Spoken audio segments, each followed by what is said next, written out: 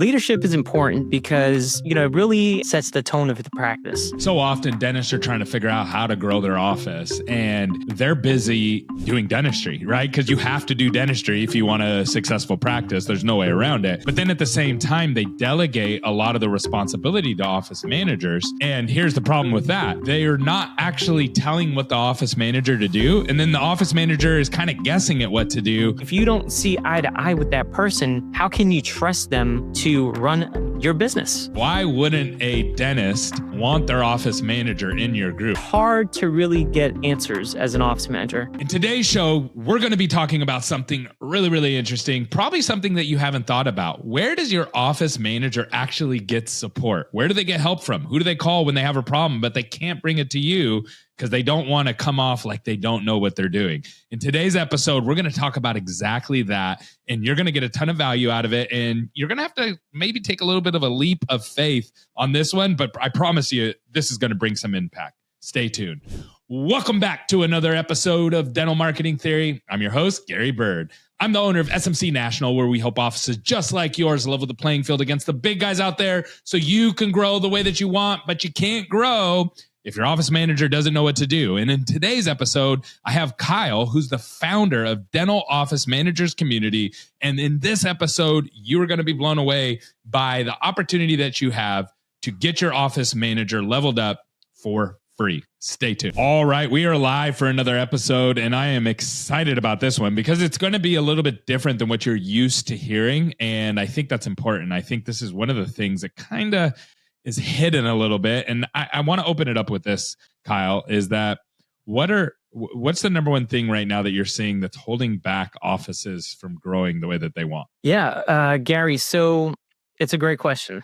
And what I've seen in different practices is, the leadership being one of the biggest issues. And leadership is important because, it really sets the tone of the practice. And, if your leadership is not, if it's not in the right space, or if it's not in the right headspace, right? One of the challenges is that it creates like a domino effect, right? And so one of the things about dental practices is that, there's a formula and there's structure and there has to be stability. And when you have leadership problems, again, that domino effect just affects every aspect of a dental practice. If you can't get the flow down, then it's going to show and your patients are going to see that. And that's ultimately going to affect business, Yeah, I totally agree. It's interesting because so often dentists are trying to figure out how to grow their office and they're busy doing dentistry, right? Because you have to do dentistry if you want a successful practice. There's no way around it. But then at the same time, they delegate a lot of the responsibility to office managers. And here's the problem with that. They are not actually telling what the office manager to do. And then the office manager is kind of guessing at what to do. And you get this like perfect storm of like just poop drama, right? Like it's a poop storm and it's just drama. And then it's like undoing that is really, really, really hard. Like it's super hard. And ask me how I know. I've been there. I've made mistakes before and putting the wrong people into leadership positions, not giving them the direction that they needed, them not having the answer. And it creates this like really uncomfortable situation where you really don't know where to go. And I know with your group, you guys solve a lot of that collectively and you do it in a unique way. Could you talk a little bit about that, how you help office managers through that leadership conundrum that I just described? Yeah, of course. Yeah. And I love the poop analogy, by the way. You hit it right on the nose. So, the group that, Dental Office Managers Community on Facebook, I started the group back in 2015, 2016. And, my idea for the group was really to bring office managers together, like you said, to collectively like solve issues, right? I'm not an expert in everything, and I recognize that. And so like I know what I'm good at. And other office managers feel the same too. So, we all come together in one group and, we just fire off different questions like, hey, look, I'm dealing with this today. How would you solve it? Right. I've learned a lot from a lot of different office managers throughout the country. And still to this day, like, it's just some of the things I see are are leadership related. And it's kind of like it makes you kind of look twice, like, wait, what? Did they just really ask that question? But the problem is, again, is like the dentist is doing dentistry, and the dentist has to run the business. And like you said, the dentist puts this person in charge to run the practice. But the reality is like, was that person vetted, right?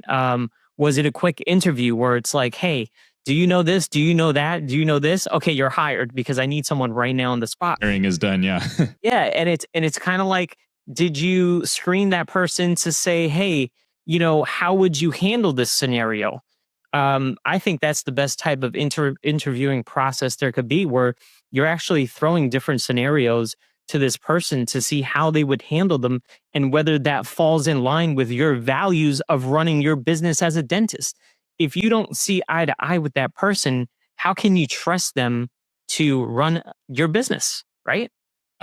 Yeah, and it's interesting because you guys, the culture that you've built in this group, I read through the answers because you've let me in the group, right? So I read through it and I'm like, dude, this is super spicy. I cannot believe that these people are saying this and sharing this. They're being really vulnerable and being honest. They're like, no, this person's paid more than this person now, and they shouldn't be. And it's created this kind of environment. And then here's how to fix it. And I'm like, and then you told me you don't let dentists in the group. And then I was like, oh, this makes sense. Because if dentists were in your group, then people would not speak freely. They wouldn't speak openly. And it would just be like, no, everything's fine. Everything's great. And that's what creates a lot of the problem, is that we don't know what the actual problems are. And that's why offices get in the positions that they are. So I love that your group has a culture of being honest, being open, and that's created because dentists aren't in the group. How have you worked through that, though? Because I imagine that that's tricky. Like, I don't know if I would have been brave enough to start a group for dentists that don't let dentists into it. You know what I mean? Yeah. Well, I've had dentists reach out and they're like, "What do you mean I can't join?" And I'm like, "Well, you're a dentist. I'm the business owner. Let me in." And I'm just like, "All right, I run my own business." I'm like, "Okay, that's fine, but this was created by an office manager, right? I am an office manager. I still manage a practice. I manage a perio practice in Manhattan a couple days a week. So it was created by an office manager. There are plenty of dental groups out there, nifty thrifty, dental nachos that you can join. And I have to be very careful with, obviously letting. Love those groups, but office managers aren't on there being vulnerable about office manager stuff. I never see it. I only see it in your group. I think it's the biggest office manager group out there too, right? Yeah, we're almost at 16,000 members now, so we're gonna hit a nice milestone. Let's talk through this in a negative sense, right? Like, why wouldn't a dentist want their office manager in your group? Like, why, if I'm a dentist and my office manager is not in your group, what reasons would I not want them in your group? That's a good question. So why would I don't think there's any reason for them not to be in the group. In fact, if I were to come up with one negative about being in the group, I would say it's debates, right? So, but they're healthy debates. See, that's the thing. A debate can be, in a practice, it could be, the dentist versus the office manager, where they have different views on things. But the benefit to the debating in the group is where it's like, hey, look, I've tried this, I've tried that, oh wow, okay, that sounds like something I could try, and then bring it back to the dentist and say, look, there's a group of other office managers who've tried this. So why don't we give it a go? And why don't we actually try it and see what happens? Instead of the dentist and the office manager deciding, where it's like they're butting heads, where it's like, no, it's my business. So good. That's a good one. So I would say, if you are a control freak and you just think you have all the answers, that would be a good reason not to put your office manager in there. But if you realize, and now let's flip the other side of the coin. If you realize that you don't have all the answers and you can't properly support your office manager, because you're not an office manager, you're a dentist, which would be most people, right? Listening to this show, that would be most of you listening to this show. then you would want your person there. And then what I would do, I would want to know about it. See, I wouldn't want my office manager joining without me knowing about it, because I would preface it. I would say, hey, office manager, you know what? There's this really great group and I'm not allowed to be in it. So you can talk really openly. The only thing I ask is that anything that you guys bring in there and you talk about in there, you just talk to me about it too and bring it back to me and allow me the opportunity to work through it with you, just to make sure that we stay aligned. And this is going to give you a sounding board that you can be vulnerable, you can ask really hard questions, and that you're not going to be able to call your one or two other office manager friends, right? Because the office managers aren't typically, doesn't have like 100 people on speed dial like dentists do. And so you can go in there and you can just ask a lot of good questions, because you're going to be able to get a lot of good answers and feedback, and pressure test your ideas without testing them on me for the first time, right? Like, should we change? One of them was like, should we change the way we do payroll because of the way the dates fall? And it, like, in theory, it sounded good, but people were like, no, don't do that because it's going to wreak havoc on this, and this. That saved that dentist, and this is what I'm going through in my mind, that saved that dentist man hours, tons of payroll time, tons of just money of changing and then changing back, and whiplash of the practice, angry employees. Like, it saved them so much time, and the dentist will probably never know that your group did that for them. Yeah, you hit it right on. That's the thing is, office managers come there as a safe place to get solutions. So, and really it's just bouncing ideas off of each other. And again, like, I've learned so much from other office managers in that group. Things that I was like, that's the wrong way to do it. But when I've actually tried a couple of these things in the past, like, wow, that was a great solution. Why didn't I think of that? But yeah, man, yeah, it's hard to come up with some negatives as to why office managers should not join the group. I think it's a great opportunity. When do office managers, like, what's the biggest value that office managers get out of the group? The biggest value is, again, speaking freely, not being judged, not looking stupid in front of their boss, right? Because it's hard to really get answers as an office manager, because the office manager is so used to going to the dentist, right? Hey, let me bother the dentist with this question. The dentist has the answers. It's his business. It's her business, right? But the value comes where they can take something that's been tried and bringing it back to the practice and putting it into play. Now, I'm not saying every solution is equal for every practice, because every practice has different dynamics.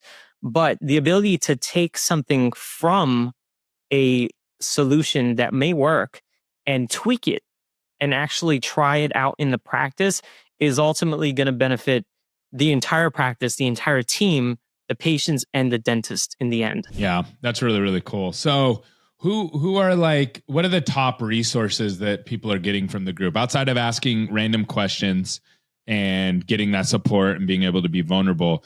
What's, like, the biggest way that offices come back? And I know you talk to a lot of office managers that come back and say, man, our office did this, or our office was able to do that. What's the end result of an office manager really participating in your group? Well, usually they come back and they say, thank you so much, right? And then when they actually take something and put it into play and they realize that it actually worked and it benefited the practice, and then they look like the hero, right? They look good. Like, hey, look, I can't, whether they're going back to the dentist saying, I got this from the group, that's a whole nother story. But they came up with the idea. They went to the dentist, and however they presented it, they come out the hero, which I think is great because it builds up their confidence. It shows that they have leadership. Going back to leadership, they're learning new leadership skills, right? So it's also good for training. Office managers who may not have dealt with certain situations before, they're exposed to it. So they see things and they're like, wow, okay, that's interesting. Or that's a good resource. Maybe we should get some type of company, offering marketing or something like that. So, that's there's so much value in that group. And honestly, like, I never thought it would get to the point that it is at this point. Like, that was never my intention. My intention was just put it out there, bring some people in, and just learn. And it's become so much of a animal of its own kind. But there's tons of value there. Tons of value for office managers. There's probably not any office managers listening to this podcast. So if a dentist is listening to this, or somebody who's like, there's probably some like CEOs that maybe aren't dentists. How should they point their team to your group? Yeah. So, it's called the group is on Facebook, and it's called Dental Office Managers Community. Further, we also have a community website. And so the community website is dentalofficemanagers.com. And, there's resources on there. There's forms that I have developed, downloadable forms that can be used in the practice. These are things that I have developed over the last 22 years of being in dental. And these are just things that I've used to help build successful practices. It's great for information. It's great for articles, for offers from companies that offer patient communications and marketing. There's just so much available to dental office managers and their teams, because we also have hygienists in the group who also do managing, right? A single doctor practice. But front desk, the group is open. Unfortunately, just not to dentists, but that's how they can find it. Dentalofficemanagers.com. $1 a month, right? For them to join, right? Yeah. No, I wouldn't even take that money. It's all free, right? It's all free to the office managers, right? It's all free. It's all free resources, free website, free Facebook group. Just definitely have them join for sure. That's awesome, man. Thank you so much for coming on. Great job breaking down the group. And again, I told you guys this was going to be different. But if I was a dentist or I ran a practice, my office manager would 100% be in this group. So thank you so much for coming on, Kyle, and giving us the rundown.